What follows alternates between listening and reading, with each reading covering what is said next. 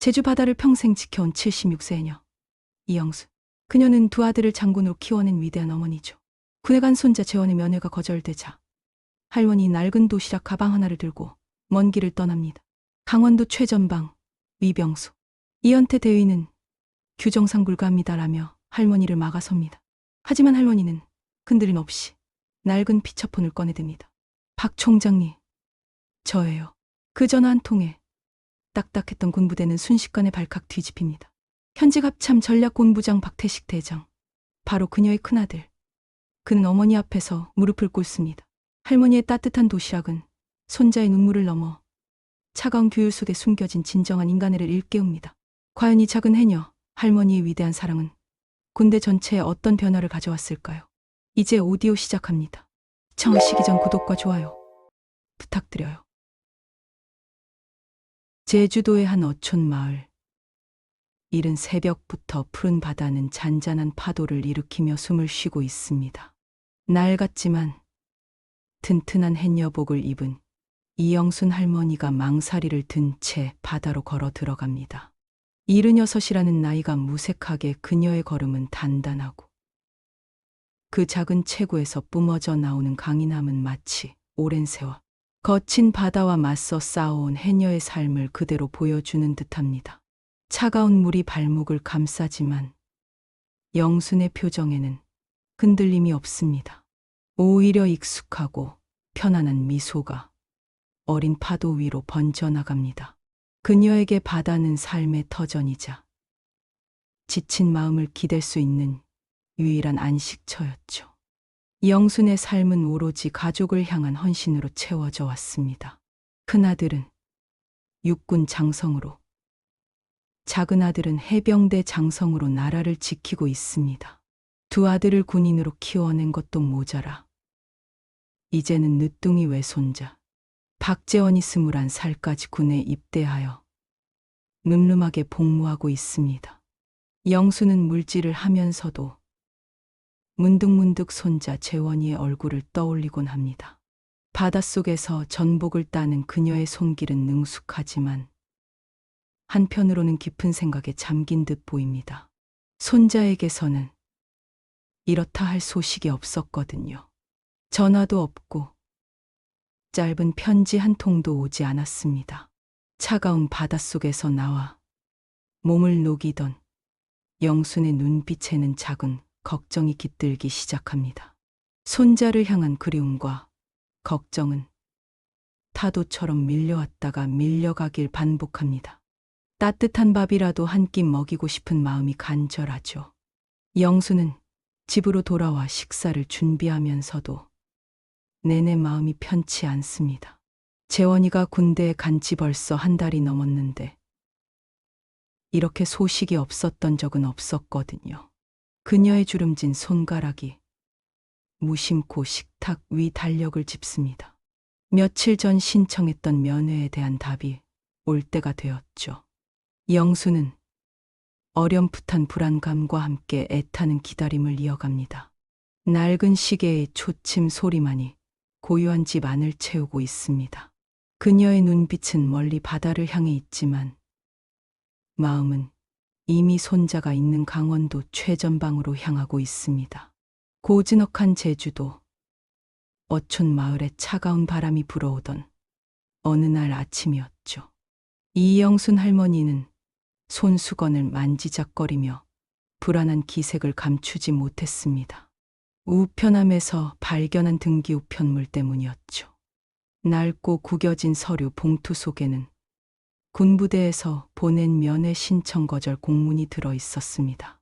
현재 부대는 대간첩 작전 훈련 중으로 일반 면회는 불가합니다라는 문구가 영순의 눈에 아프게 박혔습니다. 그녀의 손이 미세하게 떨렸죠. 기대했던 면회가 어렵다는 통보에 영순은 깊은 한숨을 내쉬었습니다. 하지만 이대로 포기할 영순 할머니가 아니었습니다. 평생 거친 바다와 싸우며 살아온 그녀에게 좌절은 익숙한 감정이었지만 동시에 그것을 이겨내는 강한 의지를 품게 하는 원동력이기도 했으니까요. 손자에 대한 애끓는 그리움과 걱정은 면회 불가의 벽을 넘어설 힘을 주었습니다. 내가 언제 죽을지 모르는데 한 번만 얼굴을 봐야겠어. 영수는 굳게 다짐하듯 나지막이 중얼거렸습니다. 그녀는 곧장 부엌으로 향했습니다. 재원이가 가장 좋아하는 계란말이를 시작으로 짭조름한 멸치볶음, 잘 익은 김치, 그리고 시금치나물까지. 낡은 냄비와 프라이팬에서 정성스런 손맛이 피어났습니다. 주름진 손가락이 보시락 용기를 꼼꼼히 닦아내고 따뜻한 온기가 가득 담긴 반찬들을 차곡차곡 넣었죠. 이 도시락에는 단순한 음식을 넘어선 할머니의 지극한 사랑과 그리움이 가득 담겨 있었습니다. 부엌 가득 퍼진 고소한 냄새는 영순의 마음을 조금이나마 달래주었습니다. 새벽 4시. 대부분의 사람들이 아직 꿈속을 헤매고 있을 시간이었지만 영순 할머니는 이미 2시간 전부터 깨어 있었습니다. 그녀는 정성껏 싼 도시락이 담긴 낡은 시장 가방을 굳게 움켜쥐었습니다. 차가운 새벽 공기를 가르며 터미널로 향하는 그녀의 걸음은 느렸지만 그 어떤 망설임도 담겨 있지 않았습니다. 제주에서 부산까지, 그리고 부산에서 다시 강원도 최전방까지 이어질 고단한 여정이 그녀를 기다리고 있었죠. 하지만 영순의 눈빛은 흔들림 없이 오직 손자 재원이를 만날 수 있다는 희망으로 빛나고 있었습니다. 그녀는 고성행 첫차에 몸을 싣고 창밖으로 멀어지는 어둠을 응시했습니다. 마음속으로 작은 기도를 올리며 희미한 새벽빛 속으로 사라져 갔습니다. 제주를 떠나 부산을 거쳐 밤샘 버스를 타고 도착한 강원도 고성은 차가운 겨울 공기로 가득했습니다. 평생 따뜻한 남쪽 바다에서 살아온 이영수 할머니에게 사방이 눈으로 뒤덮인 설경은 낯설고 이질적인 풍경이었죠. 버스에서 내린 그녀는 잠시 멈춰 서서 눈 덮인 산과 길을 바라봅니다. 낡은 장갑을 고쳐 끼고 지친 몸을 이끌고 15보병사단 정문을 향해 발걸음을 옮기기 시작했습니다. 그녀의 걸음은 느렸지만 손자를 만나겠다는 굳건한 의지만큼은 흔들림이 없었죠. 평생 거친 파도와 맞서온 해녀의 끈기가 그 작은 체구에서 느껴지는 듯했습니다. 부대 정문에 가까워지자 거대한 철조망과 경계 초소가 위압적으로 다가왔습니다. 영수는 작고 굽은 몸으로 위병소를 찾아갔습니다. 초병들은 이런 오지에 홀로 찾아온 노인을 경계하는 눈빛으로 바라보았습니다. 할머니 어디 가십니까? 초병의 목소리에는 날선 긴장감이 묻어 있었습니다. 영수는 조용히 가방을 내려놓고 손을 털며 대답합니다. 내 손자를 만나러 왔어요. 박재원이라고. 여기 있을 거예요. 초병은 고개를 갸웃거리며 면회 신청 여부를 물었습니다.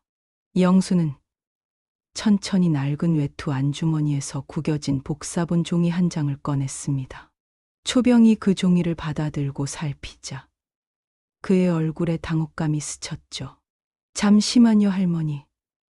상관에게 보고해야 할 것 같습니다. 그는 서둘러 무전을 치기 시작했고 몇 분 뒤 한 장교가 위병소에 나타났습니다. 바로 이연태 대위였습니다. 35살의 대대 작전 담당 장교인.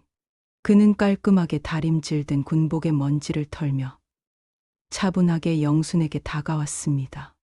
어르신 안녕하십니까? 제가 이 부대 작전 담당 이연태 대위입니다.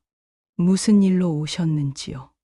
이 대위의 목소리는 정중했지만 그의 눈빛에는 규율과 원칙을 중시하는 군인다운 단호함이 어려 있었습니다. 영수는 다시 한번 면회 신청서를 가리키며 말합니다. 내 손자 박재원이를 만나러 왔어요. 면회는 안 된다고 했지만 도시락이라도 전해주려고요. 이 대위는 신청서를 꼼꼼히 살폈습니다. 그의 눈썹이 살짝 올라갔죠. 신청서에는 특이한 메모가 적혀 있었습니다. 신청인 이영수, 박태식, 박명식 장군 모친. 이 대위는 고개를 갸웃거렸습니다.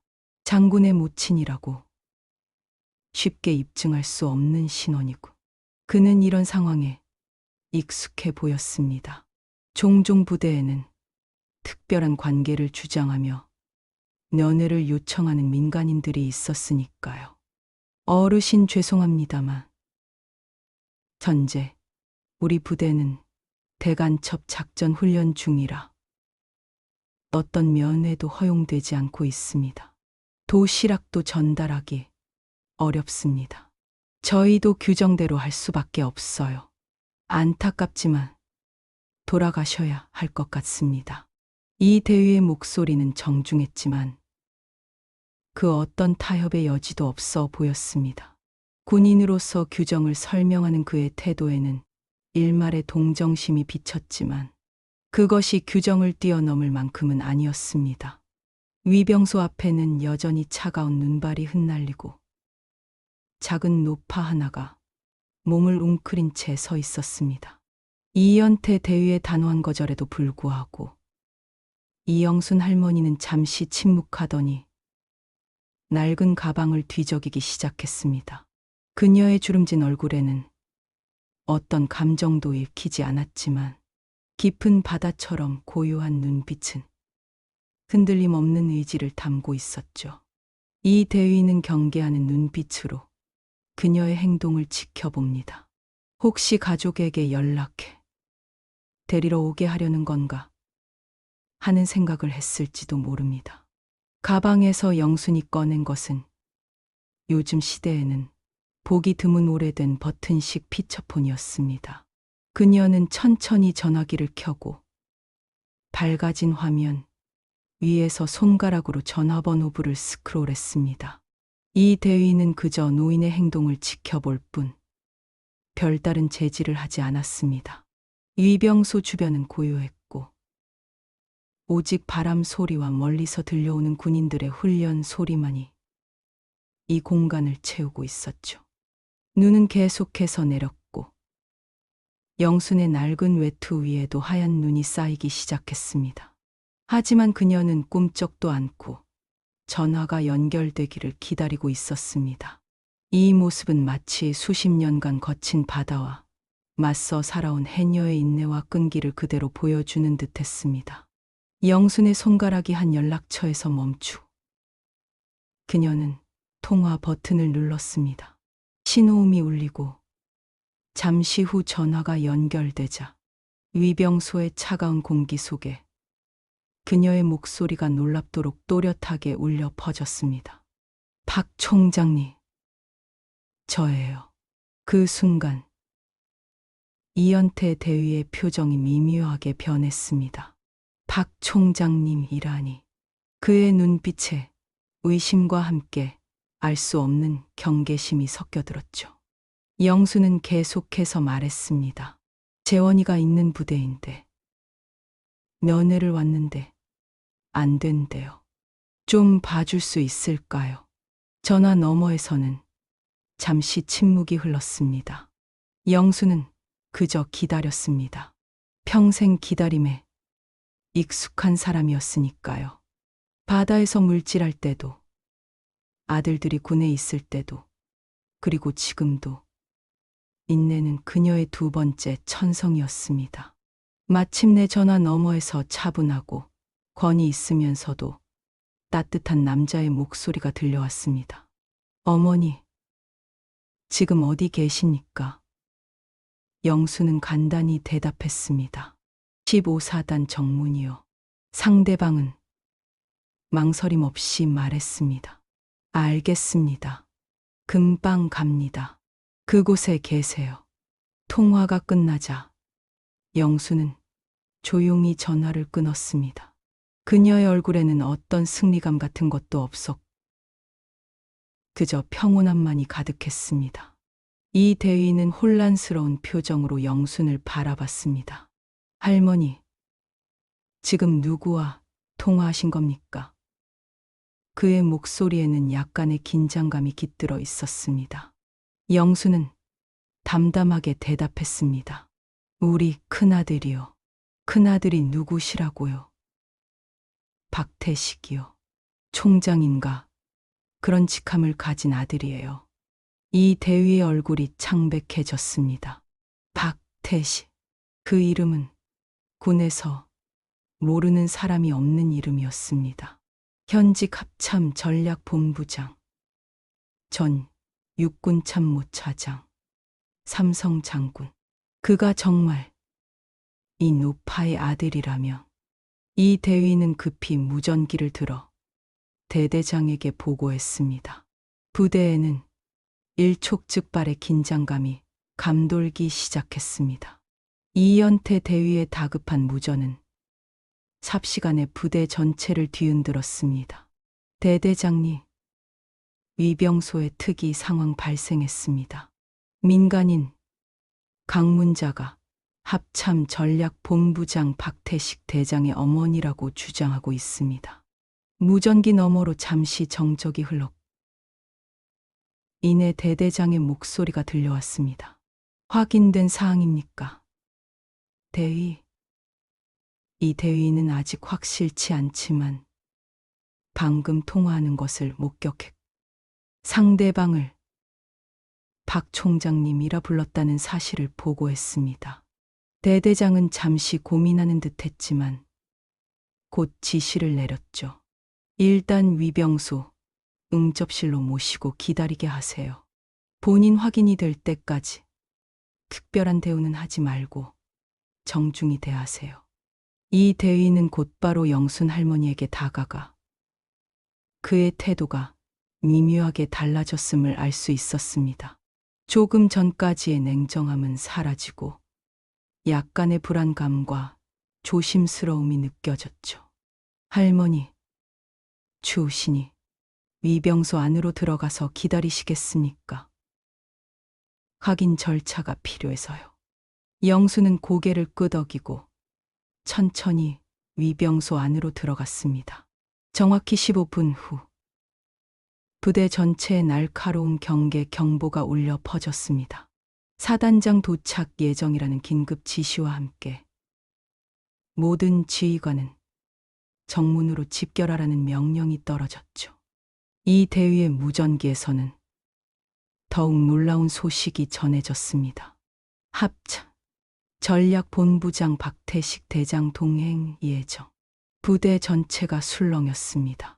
현직 합참 전략본부장, 전 육군 참모차장이자 삼성 장군인 박태식 대장이 이오지 부대를 직접 방문한다는 것은 충격적인 소식이었죠.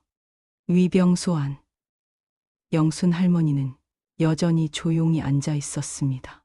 부대가 소란스러워지는 것을 느꼈지만 그녀의 표정은 변함이 없었죠. 마치 이 모든 것을 예상했다는 듯. 천천히 가방에서 손수건을 꺼내 얼굴에 땀을 닦아냈습니다. 부대 정문 앞에는 이미 여러 장교들이 긴장한 표정으로 도열해 있었습니다. 멀리서 차량 소리가 들려왔고 검은색 SUV 차량 2대가 부대 정문을 향해 접근하고 있었습니다. 첫 번째 차에서 사단장이 내렸고 모든 시선은 두 번째 차량에 집중되었습니다. 차문이 열리고 한 남자가 내렸습니다. 그의 어깨에는 3개의 별이 빛나고 있었죠. 박태식 대장이었습니다. 60대 중반의 나이에도 그의 눈빛은 여전히 날카로워 군복은 완벽하게 다림질되어 있었으며 수십 년의 군 생활이 만들어낸 위엄이 느껴졌습니다. 부대 간부들은 일제히 거수 경례를 올렸습니다. 박 대장은 가볍게 경례를 받아주고는 잠시 주변을 둘러보았습니다. 영순 어머님은 어디 계시니까? 그의 목소리는 부드러웠지만 그 안에는 누구도 거스를 수 없는 권위가 담겨 있었습니다. 사단장이 재빨리 위병소 응접실에 모셔놓았습니다. 대장님 하고 답했습니다. 박 대장은 고개를 끄덕이고는 곧바로 위병소로 향했습니다. 그의 걸음은 빠르고 단호했으며 아무도 감히 그의 앞을 가로막지 못했습니다. 부대 간부들은 놀란 표정으로 그를 따랐습니다.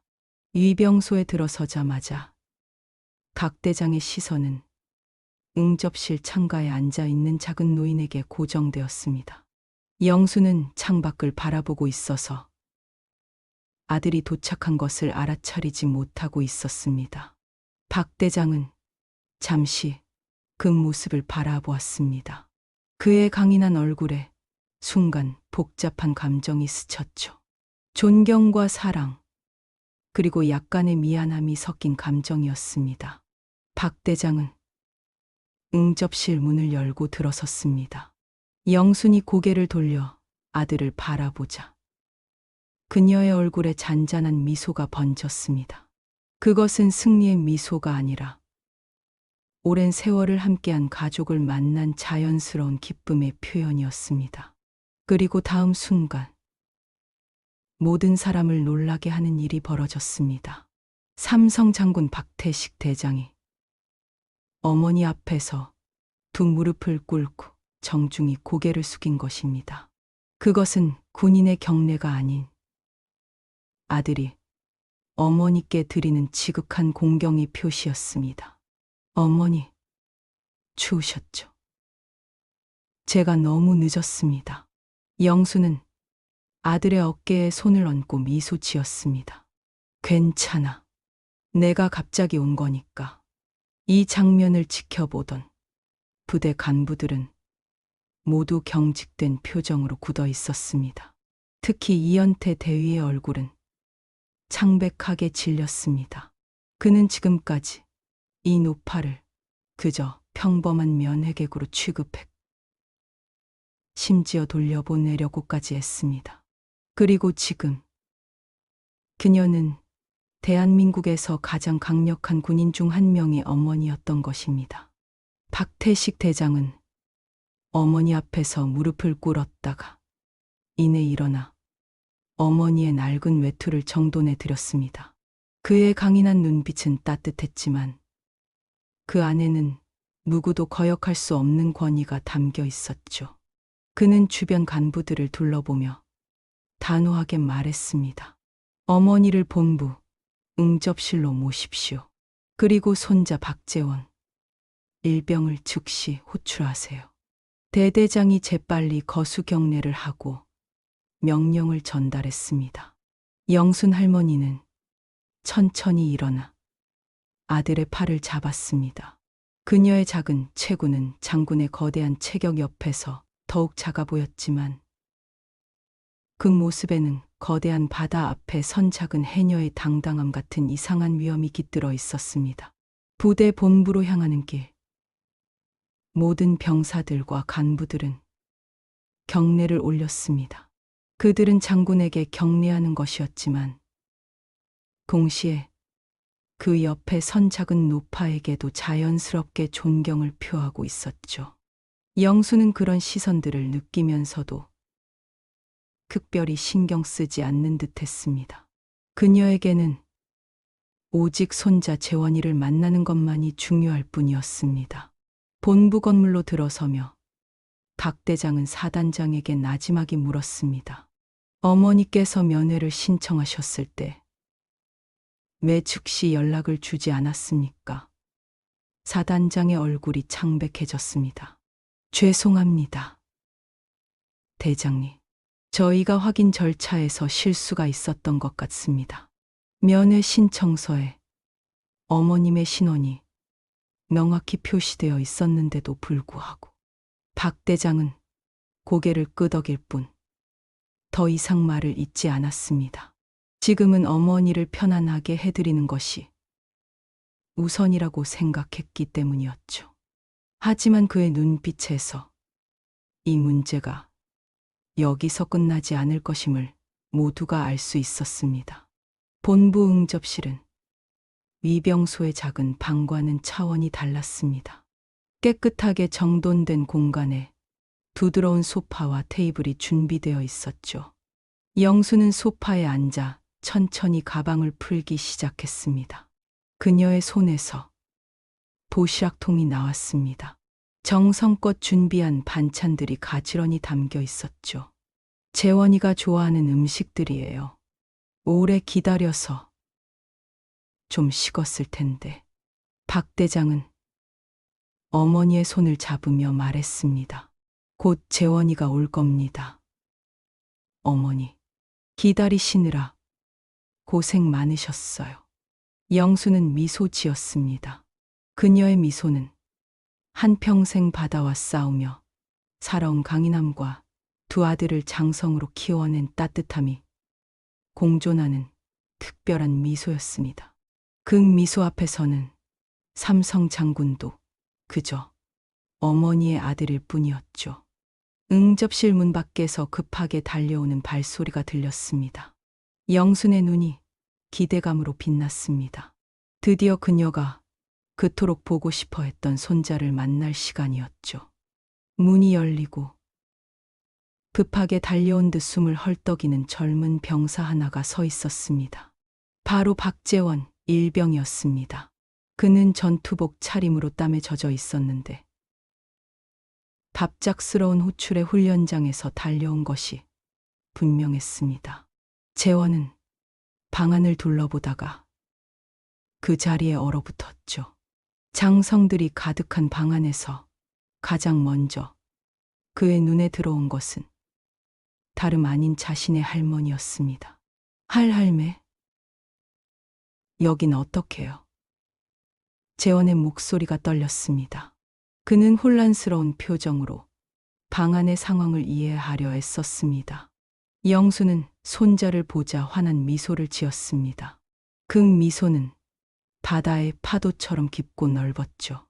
그녀는 천천히 일어나 손자에게 다가갔습니다. 작은 체구의 할머니가 군복 입은 큰 손자 앞에 서자 그 대비가 더욱 선명해졌습니다. 우리 재원이 잘 지냈니? 영순의 목소리는 평온했습니다.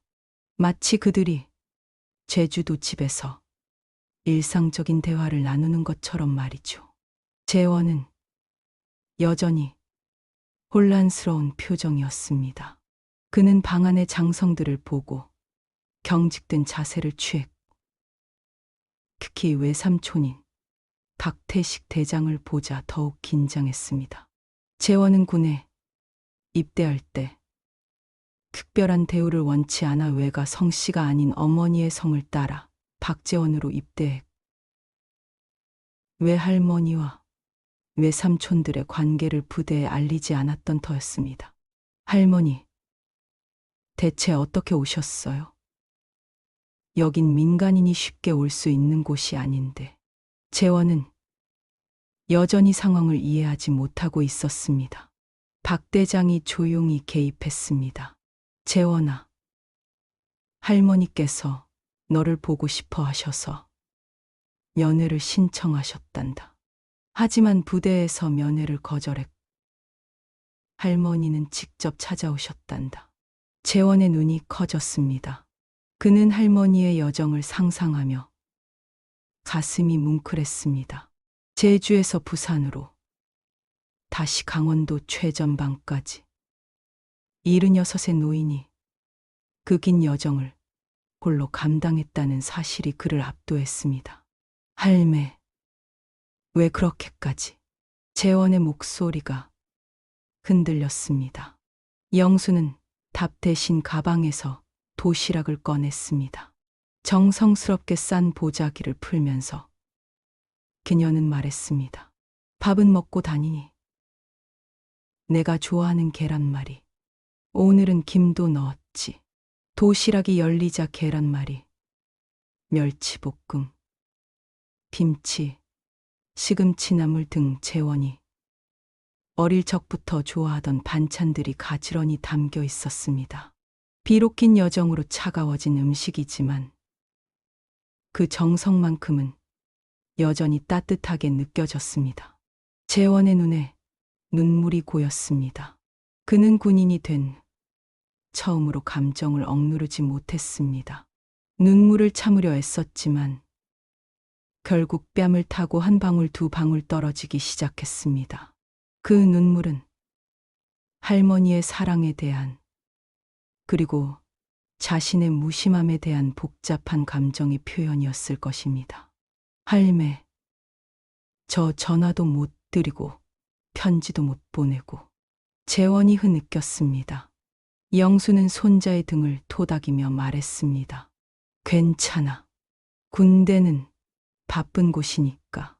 할매는 내가 잘 지내고 있다는 것만 알면 되는 거야. 이 장면을 지켜보던 부대 간부들은 모두 숙연해졌습니다. 특히 이연태 대위의 얼굴에는 복잡한 감정이 교차했습니다. 그는 아까 위병소에서 이 노파를 무심하게 대했던 자신의 행동을 깊이 후회하는 듯했습니다. 박 대장은 조용히 대대장에게 다가가 낮은 목소리로 말했습니다. 오늘 이 부대에 어머니의 사람 냄새가 납니다. 명심하십시오. 군은 시스템이지만 시스템은 사람을 위해 존재합니다. 대대장은 고개를 숙여 경청했습니다. 그의 표정에도 깨달음이 스치는 듯했습니다. 군대라는 엄격한 시스템 속에서도 결국 그것을 구성하는 것은 사람이라는 진리를 새삼 깨닫는 순간이었죠. 영수는 손자에게 음식을 권했습니다. 어서 먹어봐. 차갑지만 할매 정성이니까. 재원은 눈물을 닦고 젓가락을 들었습니다. 첫 입을 먹자마자 그의 얼굴에 어린 시절의 표정이 돌아왔습니다. 그것은 제주도 할머니 집에서 맛보던 바로 그 맛이었습니다. 어떤 고급 요리도 대신할 수 없는 할머니의 사랑이 담긴 맛이었죠. 맛있어요. 할매, 정말 맛있어요. 재원의 목소리에는 이제 울음이 아닌 감사가 묻어났습니다. 영수는 만족스러운 표정으로 손자의 식사를 지켜보았습니다. 그녀의 눈에도 눈물이 맺혔지만 그것은 떨어지지 않았습니다. 평생을 강인하게 살아온 해녀의 눈물은 쉽게 흘러내리지 않는 법이니까요. 방 안의 분위기는 서서히 변했습니다. 처음에 긴장감은 사라지고 그 자리를 따뜻함이 채우기 시작했습니다. 장성들과 간부들도 조금씩 긴장을 풀고 이 특별한 가족의 재회를 존중하는 마음으로 지켜보았습니다. 재원은 식사를 하면서 조금씩 부대 생활에 대해 이야기했습니다. 훈련이 힘들지만 잘 적응하고 있다는 것, 동료들과 우정을 쌓아가고 있다는 것, 그리고 무엇보다 조국을 지키는 자부심을 느끼고 있다는 것을 할머니에게 전했습니다. 영수는 그저 고개를 끄덕이며 손자의 이야기를 경청했습니다. 그녀에게는 손자가 건강하게 성장하고 있다는 사실만으로도 충분한 행복이었습니다. 시간이 흘러 박태식 대장은 어머니에게 조용히 말을 건넸습니다. 어머니, 오늘은 부대에서 하룻밤 묵고 가시는 게 어떨까요? 내일 아침에 제가 서울로 모셔다 드리겠습니다. 하지만 영수는 고개를 저으며 단호하게 대답했습니다. 괜찮아. 나는 오늘 볼일 다 봤으니 이제 돌아갈래. 바다가 기다리고 있어. 평생을 자신의 방식대로 살아온 사람의 굳건한 의지가 느껴지는 말이었죠. 박 대장도 그런 어머니의 성격을 잘 알기에 더 이상 권하지 않았습니다. 그럼 제가 직접 모셔다 드리겠습니다. 영수는 미소 지으며 답했습니다. 그럴 필요 없어. 너는 바쁜 사람이잖아. 내가 온 길로 돌아가면 돼. 하지만 박 대장은 단호했습니다. 어머니, 제가 모시겠습니다. 제주까지 안전하게 모셔다 드릴 테니 걱정 마세요. 영수는 더 이상 거부하지 않았습니다. 아들의 효심을 이해하고 또한 받아들이는 것 역시 어머니의 역할이라고 생각했기 때문이었죠. 재원은 할머니의 손을 꼭 잡고 있었습니다. 그는 할머니가 떠나는 것이 아쉽지만 동시에 이렇게라도 만날 수 있었다는 사실에 감사함을 느꼈습니다. 할매, 다음에는 제가 휴가 나가서 찾아뵐게요. 그때는 더 오래 이야기해요. 영수는 손자의 머리를 쓰다듬었습니다. 그 손길에는 평생의 사랑과 지혜가 담겨 있었습니다. 그래, 우리 재원이가 어른이 다 됐구나. 할매는 내가 자랑스러워. 이 말 한마디가 재원에게는 어떤 훈장보다도 값진 것이었습니다. 그는 할머니를 꼭 안아주었습니다. 군인의 강인한 팔 안에서 할머니의 작은 체구가 더욱 소중하게 느껴졌습니다. 이별의 시간, 영수는 가방을 챙기고 일어섰습니다. 그녀는 여전히 담담한 표정이었지만 그 눈빛에는 만족감이 깃들어 있었습니다. 목적을 이루었다는, 그리고 사랑하는 손자를 만났다는 기쁨이 그녀의 얼굴에 잔잔히 번지고 있었죠. 응접실을 나서기 전 영수는 다시 한번 손자를 바라보았습니다. 그 시선에는 무언가 더 깊은 메시지가 담겨 있는 듯 했습니다.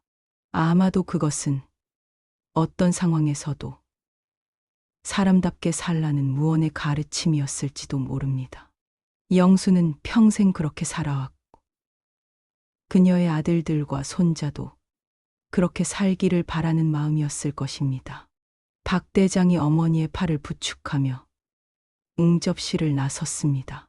부대 간부들은 모두 경례를 올렸죠. 그것은 장군에 대한 경례이자 동시에 한 위대한 어머니에 대한 존경의 표시이기도 했습니다. 응접실 문이 닫히고 장군과 그의 어머니가 떠난 후에도 공간에는 여전히 무언가가 남아있는 듯 했습니다. 그것은 말로 표현하기 어려운 감정, 어쩌면 진정한 인간에 대한 깨달음이었을지도 모릅니다. 이연태 대위는 응접실 문 앞에 홀로 서 있었습니다. 그의 마음속에는 복잡한 감정이 소용돌이치고 있었죠. 부끄러움, 후회, 그리고 무언가 크게 깨달은 듯한 깊은 성찰이 뒤섞여 있었습니다.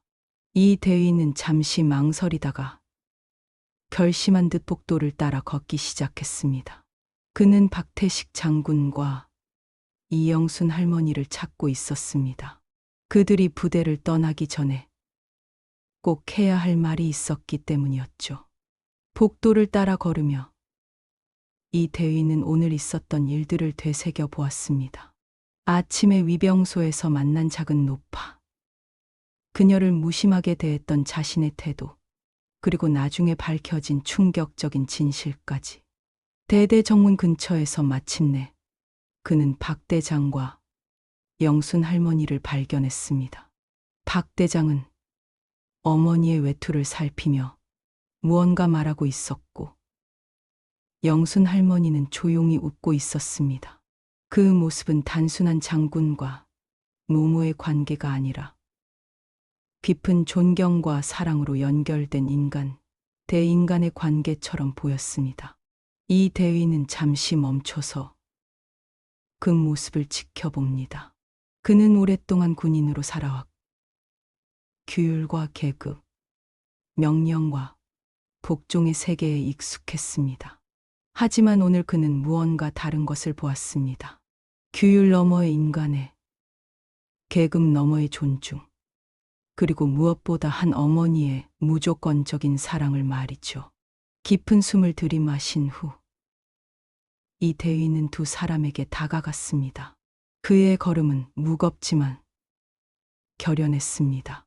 박 대장은 이 대위를 발견하고 시선을 돌렸습니다. 그의 눈빛은 날카로웠지만 적대적이지는 않았습니다. 대장님, 잠시 시간을 허락해 주시겠습니까? 이 대위의 목소리는 공손했지만 단호했습니다. 박 대장은 고개를 끄덕였습니다. 말하시오. 대위. 이 대위는 박 장군에게 정중히 인사를 한 후 영순 할머니를 향해 고개를 숙였습니다. 그리고 그는 말을 이어갔습니다. 죄송합니다. 제가 그 무게를 몰랐습니다. 그의 목소리에는 진심 어린 후회가 담겨 있었습니다. 그것은 단순한 사과가 아니라 깊은 깨달음에서 비롯된 반성이었습니다. 박 장군은 잠시 이 대위를 바라보았습니다. 그의 시선은 이제 부드러워졌습니다. 그대는 어느 대학을 나왔는가? 갑작스러운 질문에 이 대위는 잠시 당황했지만 곧 또렷한 목소리로 대답했습니다. 육군사관학교 64기입니다. 박 장군은 고개를 끄덕였습니다. 내 아들들도 64기와 40기다. 하지만 그들을 낳아 기른 이는 이 여인이었다. 이 말에 이 대위는 영순 할머니를 다시 바라보았습니다. 그제야 그는 완전히 이해했습니다. 철문 앞에서 한없이 낮아진 어르신의 어깨가 이 나라 전체를 떠받들고 있었음을 말이죠. 2명의 장군을 키워낸 어머니, 그리고 또 1명의 군인 손자를 가진 할머니. 그녀의 삶은 단순한 개인의 역사가 아니라 이 나라의 안보와 역사의 일부였던 것입니다. 이 깨달음에 압도된 이 대위는 더 이상 말을 잇지 못했습니다. 그는 천천히 무릎을 꿇고 땅에 머리를 조아렸습니다. 그것은 군인으로서의 경례가 아니라 한 인간으로서의 진심 어린 사죄였습니다. 정말 죄송합니다. 저는 단지 규정만을 보았습니다. 하지만 규정 뒤에 있는 사람을 보지 못했습니다. 어르신께서 얼마나 먼 길을 오셨는지, 그 마음이 얼마나 간절했는지 제가 몰랐습니다. 영수는 이 대위를 바라보았습니다. 그녀의 눈에는 비난이 아닌 이해와 용서가 담겨 있었습니다. 평생을 살아오며 그녀는 많은 것을 이해하고 용서해 왔습니다. 바다의 거친 파도도, 삶의 어려움도, 그리고 사람들의 실수도 말이죠. 일어나요, 젊은이. 당신은 그저 자신의 임무를 다했을 뿐이에요. 내가 이해해요. 영순의 목소리는 부드러웠습니다. 이 대위는 천천히 고개를 들어 영순을 바라보았습니다. 그녀의 눈빛에서 그는 깊은 지혜와 따뜻함을 느꼈습니다. 그것은 마치 오랜 세월 바다를 바라보며 쌓아온 통찰력 같았습니다. 박 대장은 이 대위의 어깨에 손을 얹었습니다. 일어나시오, 대위. 오늘 당신은 중요한 것을 배웠소. 군인은 규율을 따르되 결코 인간성을 잃어서는 안 된다는 것을. 그것이 진정한 리더십의 시작이요. 이 대위는 천천히 일어섰습니다. 그의 눈에는 굳건한 의지가 서려 있었습니다. 오늘의 교훈을 결코 잊지 않겠다는, 그리고 더 나은 지휘관이 되겠다는 다짐이 묻어났습니다. 감사합니다, 대장님. 그리고 이 대위는 영순을 향해 고개를 숙였습니다. 할머니, 정말 감사합니다. 오늘 저에게 큰 가르침을 주셨습니다. 영순은 미소로 답했습니다. 그녀의 미소는 마치 제주도의 따뜻한 햇살 같았습니다. 이 대위의 마음에 무언가가 녹아내리는 듯한 느낌이었죠. 박 대장과 영순이 차에 오르기 전 이 대위는 마지막으로 말했습니다. 대장님, 제가 부대로 돌아가서 할 일이 있습니다. 오늘 배운 교훈을 다른 병사들과도 나누고 싶습니다.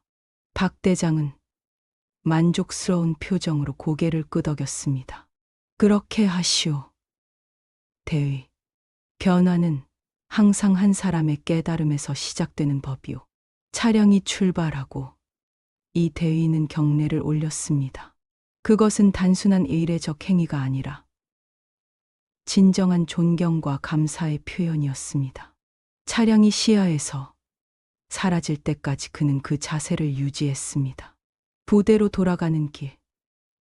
이 대위의 마음은 이상하게 가볍고 명확해졌습니다. 그는 지금까지 군인으로서 많은 훈련을 받고 많은 명령을 수행해 왔지만 오늘처럼 깊은 깨달음을 얻은 적은 없었습니다. 그것은 교범에서 배울 수 없는, 오직 삶을 통해서만 얻을 수 있는 지혜였습니다. 부대 본부에 도착한 이 대위는 곧바로 대대장을 찾아갔습니다. 그에게는 제안할 것이 있었습니다. 변화의 시작을 위한 작지만 중요한 제안이었죠. 대대장님, 면회 규정에 대해 논의하고 싶습니다. 현재의 시스템은 너무 경직되어 있습니다. 우리가 좀 더 유연하게 접근할 수 있는 방법이 있을 것 같습니다. 대대장은 이 대위를 주의 깊게 바라보았습니다. 오늘 일어난 일들을 그도 알고 있었기에 이 대위의 제안이 어디서 비롯된 것인지 이해할 수 있었습니다. 어떤 제안인지 들어보겠소.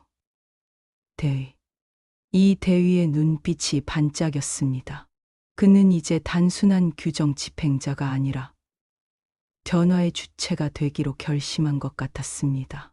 그리고 그 변화는 오늘 한 작은 할머니의 방문에서 시작되었습니다. 며칠 뒤 제주도 바닷가에는 이른 아침부터 붉은 햇살이 수평선을 물들이고 있었습니다. 그 빛은 점차 바다 전체로 퍼져나가 온 세상을 따뜻하게 감쌌죠. 이영순 할머니는 해녀복을 입고 작은 물질 도구를 손에 든 채 바닷가에 홀로 서 있었습니다. 76이라는 나이에도 그녀는 여전히 바다로 나설 채비를 하고 있었죠. 물질은 그녀의 삶이자 정체성이었으니까요. 영순의 눈빛은 아침 바다처럼 맑고 깊었습니다. 강원도 군부대에 다녀온 이후 그녀는 더욱 평온해 보였습니다.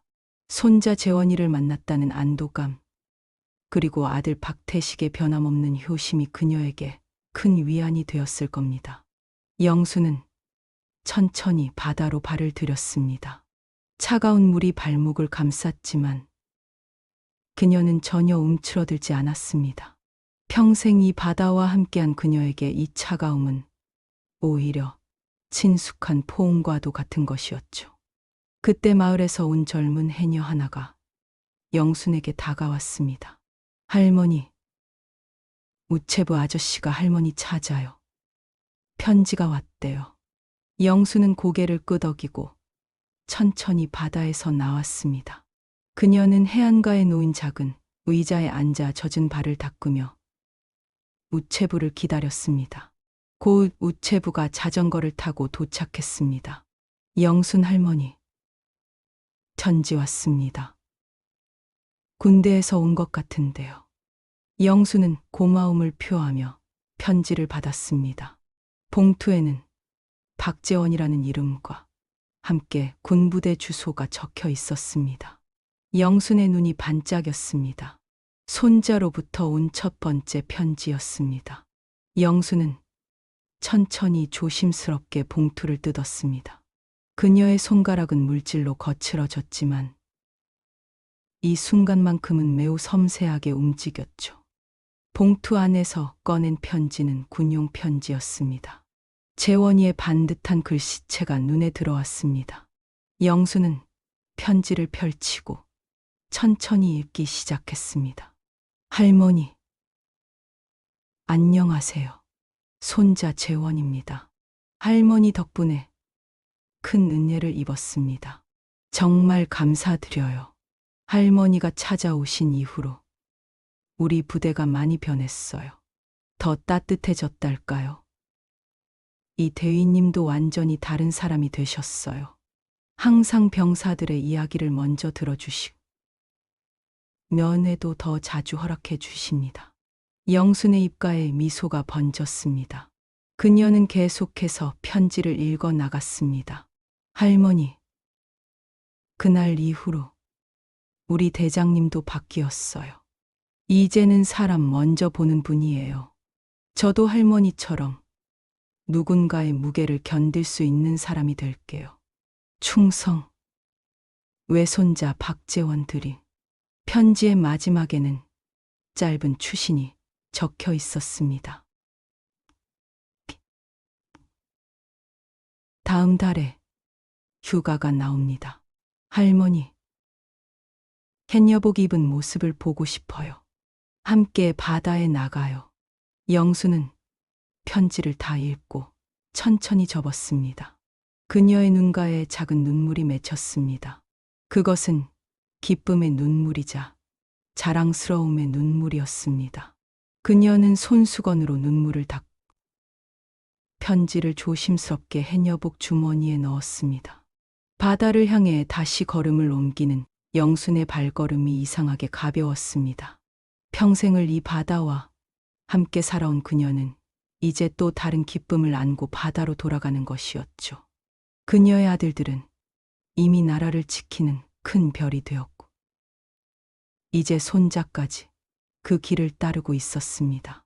그리고 그녀 자신은 여전히 이 바다에서 자신의 일을 계속하고 있었습니다.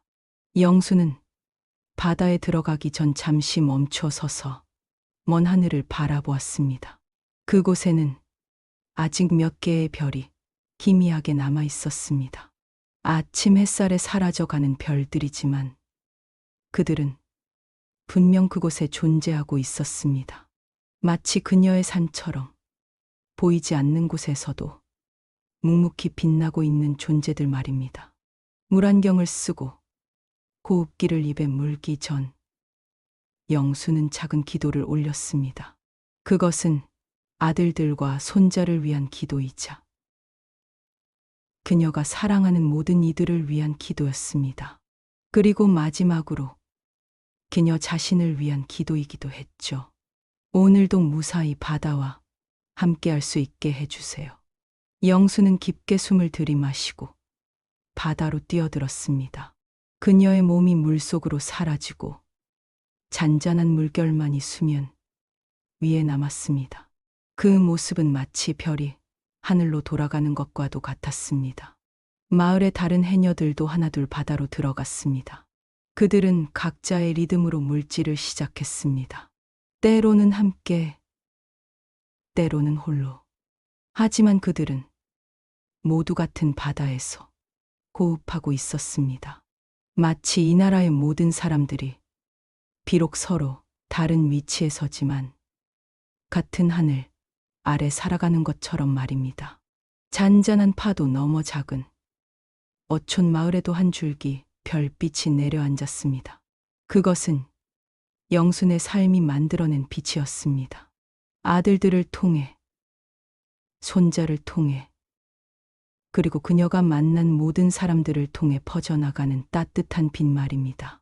시간이 흐르고 해는 점점 더 높이 떠올랐습니다. 바다는 이제 완전히 햇빛에 물들었습니다. 그 빛나는 바닷속에서 영수는 여전히 자신의 일을 계속하고 있습니다. 감동사연 재미있게 들으셨나요? 구독과 좋아요는 제가 영상을 만드는데 큰 힘이 됩니다. 다음에도 더욱 감동 있는 사연으로 찾아뵙겠습니다.